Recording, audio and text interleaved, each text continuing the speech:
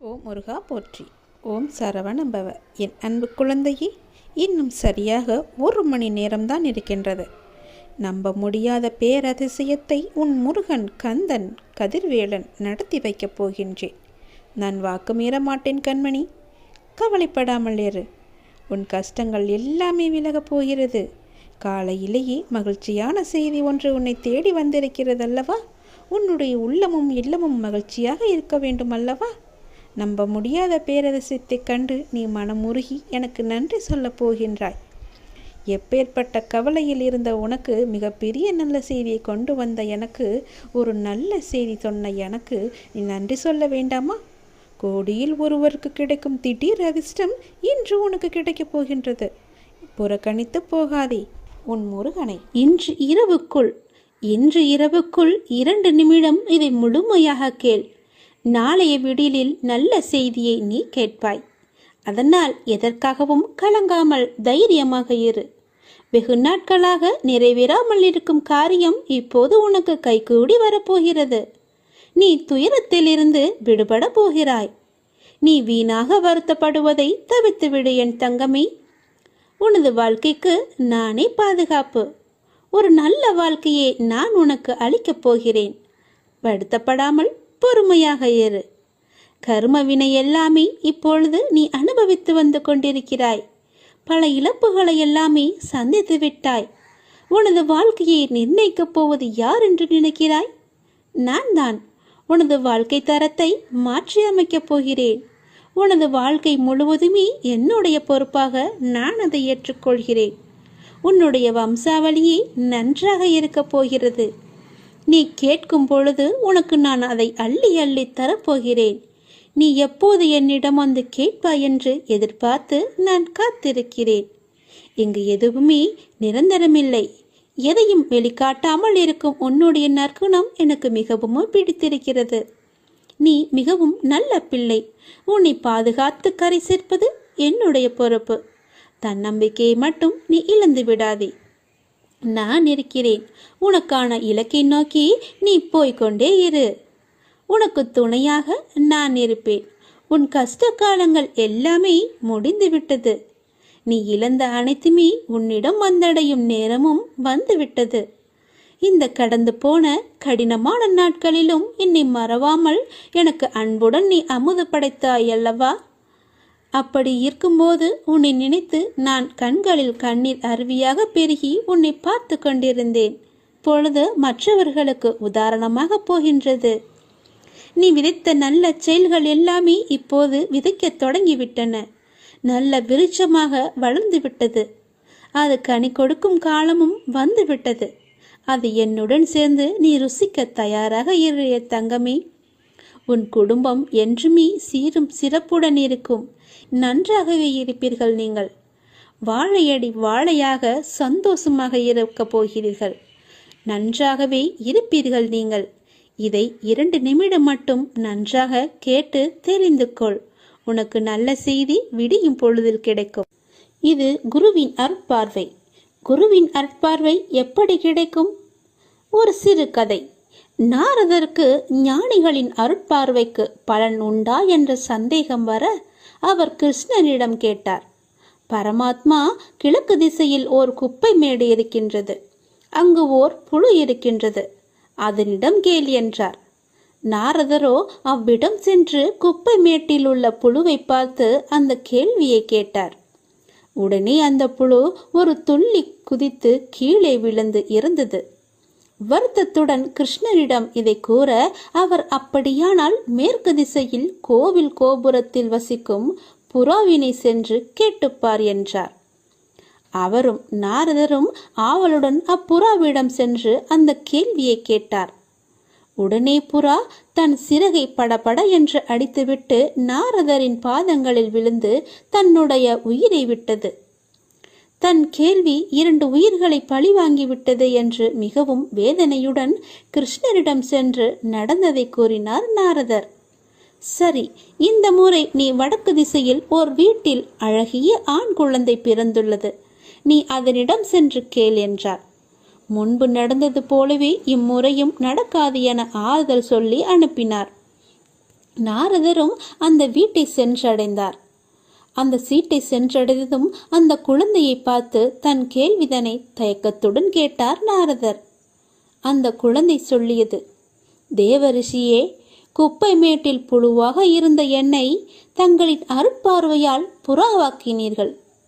புறாவாக இருந்த என்னை மீண்டும் தரிசனம் தந்து உயர் குலத்தில் நீங்கள் என்னை பிறக்க வைத்தீர்கள். தற்போது மீண்டும் எனக்கு நீங்கள் நேத்திர தீட்சை அளித்து என்னை தேவனாக்கியுள்ளீர்கள். இந்த 3 பிறவிகளிலுமே தங்களின் அருளே எனக்கு கிடைத்த வரப்பிரசாதம். என்னை வாழ்த்தி விடை கொடுங்கள் என தேவலோகம் சென்றது அந்த குழந்தை. நாரதர் இதை நன்றாகவே தெரிந்து புரிந்து கொண்டார். குருவின் அருட்பார்வை நமக்கு எப்படி கிடைக்கும், எப்போது கிடைக்கும், யார் மூலம் கிடைக்கும் என்று தெரியாது. நாம் செய்த நற்பலன்களின் விளைவாகவே நம்முடைய குரு பார்வை நமக்கு கிடைக்கும். அவர் மீது நம்பிக்கை வைத்தால் மட்டுமே குருவின் பார்வை நமக்கு கிடைக்கும். நாம் செய்த புண்ணிய பாவங்கள் கணக்கை வைத்துதான் நாம் செய்வது எல்லாமே நடக்கும். முற்காலத்தில் எப்படி இருந்தோம், பிற்காலத்தில் நாம் எப்படியாக இருக்கப் போகிறோம் என்று நமக்கு தெரியாது. நம்மை படைத்த ஆண்டவனுக்கு மட்டும்தான் தெரியும். அதனால் நாம் இருக்கும் வரை எல்லோவற்றிற்குமே நல்லது மட்டுமே செய்வோம். எதிர்காலமாக இருக்கட்டும், நிகழ்காலமாக இருக்கட்டும், நமக்கு நன்மை மட்டுமே நடக்கும்படி செய்வோம். உனக்கான சோதனை காலம் முடிந்துவிட்டது. ஏமாற்றங்கள், விரக்தி என எதிர்மறையாய் உன்னை சூழ்கின்றது என்று நினைக்கிறாயா? நீ கவலை கொள்ளாதே. இருளில் இருந்துதான் உதயம் பிறக்கும். அதை போலவே நேர்மறை தெரிவதுதான் உன்னிடத்தில். பௌர்ணமி, அமாவாசை என இரண்டுமே உலக மனிதனின் வாழ்க்கையை சொல்லும் மிக பெரிய உதாரணம். பௌர்ணமியிலிருந்து அமாவாசை வருகிறதா அல்லது அமாவாசையிலிருந்து பௌர்ணமியாய் என்று நினைத்து நிர்ணயித்து சொல்ல முடியாது.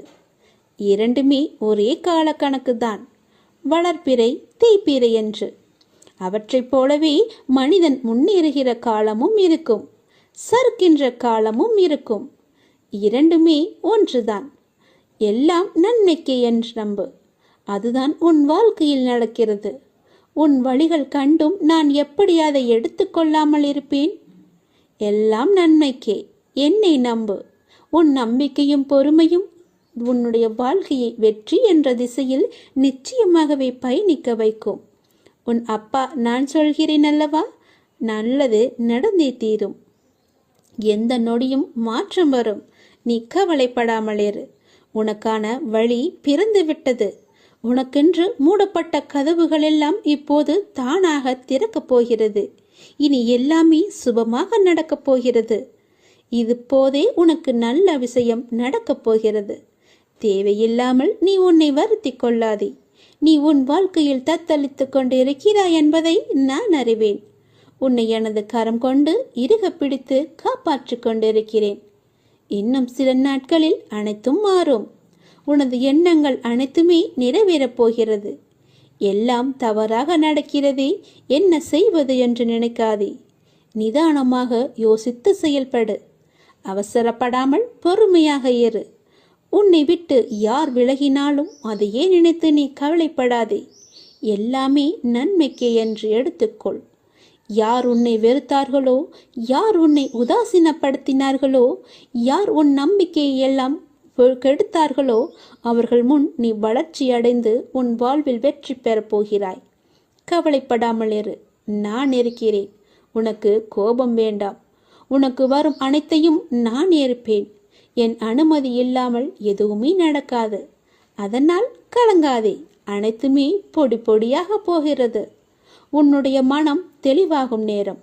இழந்ததையெல்லாம் மீண்டும் பெறும் நேரம். என் செல்ல பிள்ளையான உனக்கு எந்த குறையும் ஏற்படாமல் நான் உன்னை பாதுகாப்பேன். உனது வாழ்க்கைக்கு நானே பொறுப்பு. நல்லதே நடக்கும் உனக்கு. நீ முதலில் உன்னை நீ அறிந்து கொள். உலக வினை தன்னாலே நடைபெறும். நான் நடத்துவேன். நான் நடத்தி காமிப்பேன். நான் நடத்தி கொண்டும் இருக்கிறேன். நீ சாட்சியாக மட்டும் இரு. நான் எப்பொழுதுமே உன்னிடம் கூறிக்கொண்டே இருக்கிறேன். எதிலுமே முன் நிற்காதே. உடல் என்றால் நோய் வரும், மூப்பு வரும், மரணம் வரும். இது நிரந்தர உண்மை. எப்போதுமே உள்ளது. மாற்றமே இல்லாதது. இந்த உண்மையை நாம் மறுதலிக்கும் போது துன்பப்படுகிறோம். உண்மைக்கு எதிராக உலகம் இருக்க வேண்டும் என்று நம் எதிர்பார்ப்பு நமக்கு துன்பத்தை தான் தருகிறது. நீங்கள் சரண் செய்ய வேண்டிய எதுவும் ஏற்கனவே இறைவனுடையது அல்லவா? ஆனால் உங்களுடையது என்று நீங்கள் நினைக்கும் எதையும் விட்டுவிடுங்கள் என்றே நான் சொல்வேன். எதையாவது நீங்கள் இறுக பற்றி கொண்டிருந்தால் கொஞ்சம் தளர்வாக்குங்கள். தளர்வதே சரணாகதி, வேறு எதுவுமே இல்லை. உங்கள் மனதை ஏதாவது உறுத்தி கொண்டிருந்தால் அந்த கவலையை சரண் செய்வதே சரணாகதி அடைவது. இது ஆகுதி போலத்தான். ஆகுதி என்பது என்ன? ஆகுதி என்பது யாகத்தீயில் பிரார்த்தனையுடன், நம்முடைய பிரார்த்தனையுடன், வேண்டுதலுடன் போடப்படும் பொருட்கள்தான் ஆகுதி. எனவே உங்களை என்னை உறுத்தி கொண்டிருந்தாலும் அல்லது உங்களிடம் கவலை இருந்தாலும் அதை ஆகுதியாக கருதி இறைவனிடம் நீங்கள் அளித்து விடுங்கள். எதை உங்களால் சமாளிக்க முடியவில்லையோ, எது உங்களுக்கு பாரமாக இருக்கிறதோ, எதை சுமப்பதால் நீங்கள் சோர்வடைந்து இருக்கிறீர்களோ அதை அப்படியே போட்டுவிட்டு சென்றால் போதும். அந்த யாகத்தீயில் போட்டு விடுங்கள். சரணாகதி என்பதன் பொருள் இதுதான். இல்லை என்றால் சரணாகதிக்கு என்ன இருக்கிறது? உங்கள் உடம்பு என்பது இறைவனுடையது. உங்கள் மனம் கூட இறைவனுடையது தான். எல்லாமே இறைவனுடையது. ஆனால் இது உங்களுடையது என்று நீங்கள் நினைக்கிறீர்கள். எனவே எல்லாமே போகட்டும். இறுக்கம் தளர்ந்து புன்னகை செய்தால் போதும், எல்லாமே சாதாரணமாகிவிடும். எங்களுடைய கவலைகள் எல்லாமே இந்த யாக குண்டத்தில் போட்டு எரிப்பது போல எரித்து விடுங்கள். எல்லாவற்றையுமே கடவுள் பார்த்து கொள்வார் என்ற நம்பிக்கையோடு இருங்கள். விதியை வெல்லவும் அதன் பிடியிலிருந்து விலகி நிற்கவும் இரு வழிகளே உண்டு. ஆன்மா விதியால் கட்டுப்படுவதில்லை என அறிதல் ஒரு வழி.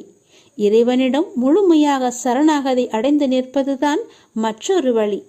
நீங்கள் எந்த வழியில் போகப் போகிறீர்கள் என்று நீங்களே முடிவு செய்து கொள்ளுங்கள். நான் சொல்வதை சொல்லிவிட்டேன். பிறகு உங்களுடைய முடிவுதான். நான் சொல்ல போவதை கவனமாக கேள். விதி கற்றுத்தரும் வாழ்க்கை பாடத்தை சரியான தருணத்தில் கற்றுக்கொள்ள நாம் தவறினால் அதே பாடத்தை மோசமான தவறான நேரத்தில் மீண்டும் விதி நமக்கு கற்றுத்தந்துவிடும். அதனால் புரிந்து கொண்டால் வெற்றி, புரியாதவரை பயிற்சி செய்து கொண்டே இருக்க வேண்டும். நாம் வாழும் இந்த உலகில் துன்பமும் துயரமும் எல்லோருக்குமே பொதுவானதுதான். அதை கையாளும் விதம்தான் வேறு வேறு ஆளுக்கு மாறுபடும். சிலர் முறையாக கையாள தெரியாமல் சோர்ந்து தடுமாறி முயலாமல் முடங்கி போய்விடுவார்கள். சிலர் நேரான வழியில் விடாமுயற்சி செய்து நினைத்ததை சாதித்து விடுவார்கள். ஆழ்கடல் அனைவருக்கும் ஒன்றுதான். மூச்சடக்கி மூழ்கினால் முத்துக்கள் கிடைக்கும்.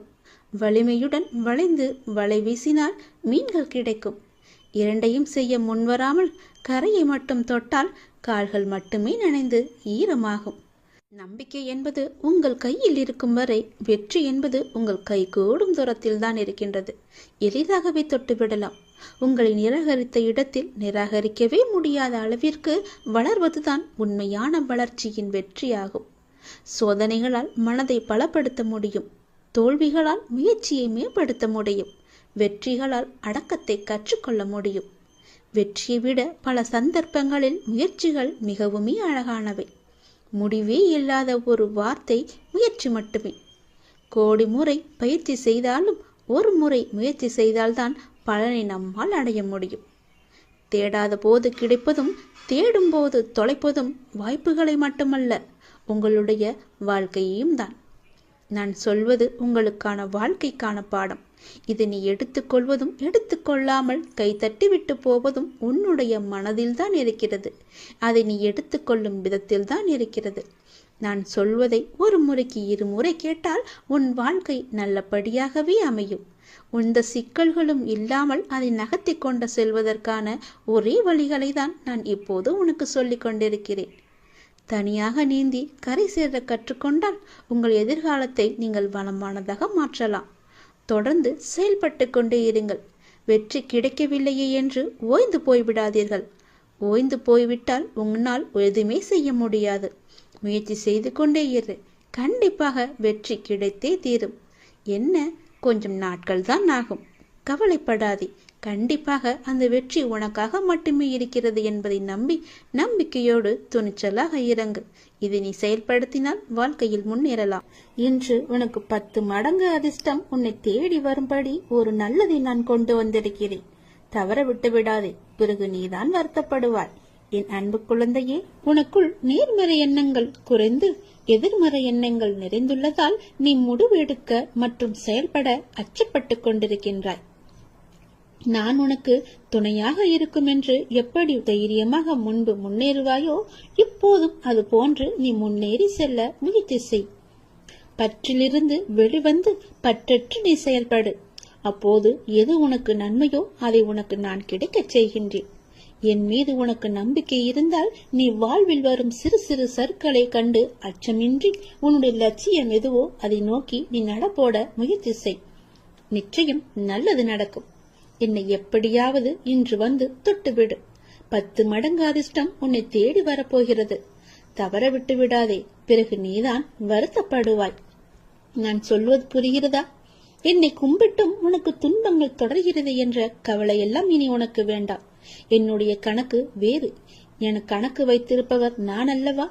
அப்பொழுது நீ யாரும் எட்ட முடியாத உச்சநிலையை நிச்சயம் அடைவாய். உன்னுடைய கணக்கை நான் எழுதி வைத்து விட்டேன். நன்மைகள் அவ்வப்போது இடைவெளி விட்டு நடக்கும். உனக்கு சில நாட்கள் உனக்கு நன்மையாக இருக்கவில்லை என்றும் மனதில் பாரம் குறையவில்லை என்றும் என்னிடம் முறையிட்டாய் அல்லவா? அது மாறப்போகிறது. உன் முகத்தில் புன்னகை தாண்டவமாடப் போகிறது.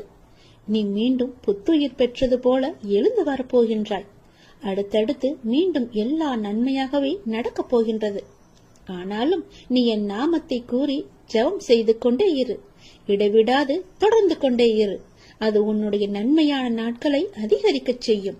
உன்னுடைய துக்க நாட்களை குறைக்கச் செய்யும். நான் சொல்வது புரிகிறதா? எல்லா நன்மைகளுமே உன்னை தேடி வந்து கொண்டிருக்கிறது.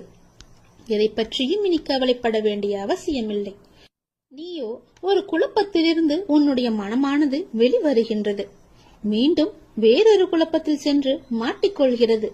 இது எதனால் என்று யோசித்து பார்த்தாயா? இது எல்லாமே நீதான் காரணம். வாழ்க்கையில் நிகழ்வுகள் தொடர் சங்கிலியாக நிகழ்ந்து கொண்டே இருக்கும். என்னை நம்பி இருக்கும் உன்னை ஒவ்வொரு பிரச்சனைகளிலிருந்தும் நான் அடுத்தடுத்து விடுவித்துக் கொண்டுதான் வருகின்றேன். ஆனால் நீதான் அதை உள்மனதாக ஏற்றுக்கொள்ள முடியாமல் தவித்துக் கொண்டிருக்கின்றாய். இன்னும் என் பிரச்சனை முடியவில்லை என்ற கோணத்திலேயே நீ என்னை பார்த்து கொண்டிருக்கின்றாய். உன் மனம் ஒன்றிலிருந்து மற்றொன்றை கண்டு குழம்பி தவித்து போகின்றது. இதுவும் சரியாகும். விரைவாகவே எல்லாமே சரியாகும். நான் உனக்கு துணை இருக்கிறேன். கவலைப்படாதே. எல்லாம் நல்லதாக நடக்க நான் உனக்கு ஆசிகள் வழங்குகின்றேன். இன்று என்னை எப்படியாவது வந்து பார்த்துவிடு அல்லது தொட்டுவிடு. 10 மடங்கு அதிர்ஷ்டம் உன்னை தேடி வந்து கொண்டிருக்கிறது. தவறவிட்டு பிறகு வருத்த பார்ப்பு இல்லாது ஆத்மார்த்தமான அன்பினால் இறையை தொழும்போது அந்த இறைவன் உங்களுக்கு எளிதாகவே காட்சி தருவார். அன்பு ஒன்றுதான் இந்த உலகத்தில் நிரந்தரமாக இருக்க வேண்டும். இந்த உலகை ஆளக்கூடிய ஒற்றை சொல் அன்பு. அன்பால் மாற்ற முடியாதது என்று இந்த உலகத்தில் எதுவுமே இல்லை. அன்பு என்ற ஒன்று உங்களிடம் அதிகமாக இருந்தால் உங்களுக்குள் கடவுள் தன்னை உருவேற்றி தானாகவே அதில் வந்து அமர்ந்து விடுவார். ஒரு நாளில் எதை பற்றி நீங்கள் அதிகமாக சிந்தித்துக் கொண்டு இருக்கின்றீர்களோ நீங்கள் அதுவாகவே மாறிவிடுவீர்கள். முடிந்தவரை கோபம், பொறாமை, வெறுப்பு போன்ற எண்ணங்களை விடுத்து அன்பால் நிரம்பி நல்ல எண்ணங்களை மனதால் நீங்கள் சிந்தியுங்கள். நாம் அளிக்கும் அன்பை மீண்டும் எதிர்பார்க்கும் பொழுதுதான் நாம் ஏமாற்றம் அடைகின்றோம். எந்த எதிர்பார்ப்புமின்றி நீங்கள் அன்பு செலுத்துங்கள். எந்த நிபந்தனைகளும் இன்றி எதிர்பார்ப்புகளும் இன்றி எல்லோரிடமும் அன்பை அளியுங்கள். அப்பொழுது உங்கள் உலகமே உங்களுக்கு புதிதாக தோன்றும். குறிப்பாக பார்த்தால் உங்களை நீங்களே அளவற்ற அன்பு செய்யுங்கள். உங்களை நீங்களே அன்பு செய்தால் தேவையற்ற எண்ணங்களை உங்கள் மனதிற்குள் திணித்து உங்களை நீங்களே கஷ்டப்படுத்திக் கொள்ள மாட்டீர்கள். உங்களுடைய ஆரோக்கியத்தை கெடுத்துக் கொள்ளவும் மாட்டீர்கள். உங்கள் ஆரோக்கியம்தானே உங்களுக்கு நல்லது. அன்பு குறையும் பொழுதுதான் குற்றங்கள் பெரிதாக பார்க்கப்படும். குடும்பத்தில், தொழிலில், நண்பர்களுடன், தெரிந்தவர், தெரியாதவர், விலங்குகள், பறவைகள், தாவரங்கள், பஞ்சபூதங்கள் இவை எல்லாவற்றுக்கும் அடிப்படையான இறைவன் என்று அனைவரிடமும் அன்புடன் நாம் இருப்போம். பல மடங்காக மீண்டும் அன்பை நாம் பெறுவோம். அன்புதான் உங்கள் பலவீனம் என்றால் நீங்கள் தான் உலகிலேயே மிக பெரிய பலசாலி. அதை நீங்கள் புரிந்து கொள்ளுங்கள். வெறுப்பது யாராக இருந்தாலும் நீங்கள் அனைவரையும் நேசித்து நாம வாழ்ந்து வருவோமே. நேசிப்பது நாம் தான் என்று சந்தோஷமாக வாழ்ந்து வருவோமே. உங்கள் வாழ்க்கையை நீங்கள் அன்பால் நிரப்பி பாருங்கள். உங்கள் வாழ்க்கையில் எவ்வளவு சந்தோஷமான பூக்களை சந்தோஷமாகவே பறிப்பீர்கள் என்று.